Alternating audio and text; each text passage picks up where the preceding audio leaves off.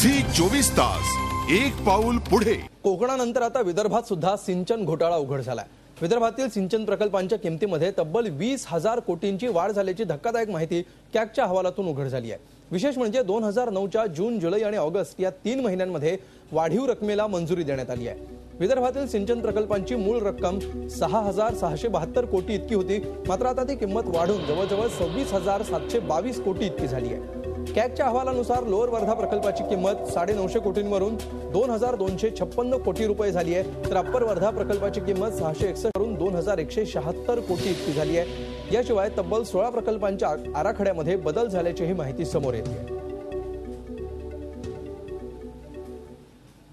आम्हाला श्वेतपत्रिकेच्या माध्यमातून हे कॉस्ट एस्केलेशन का झालं, त्याचा कॉस्ट बेनिफिट रेशिओ कसा कॅल्क्युलेट केला, या सगळ्या गोष्टी मिळाल्या पाहिजेत।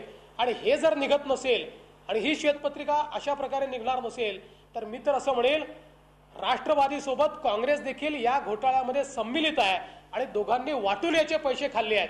विदर्भाचा बॅकलॉग, फायनान्शियल बॅकलॉग दूर झाला असं इकडे सांगितलं जातं, पण तो फायनान्शियल बॅकलॉग हा विदर्भाच्या फायद्याचा नाही झाला, तो नेत्यांच्या फायद्याचा झाला।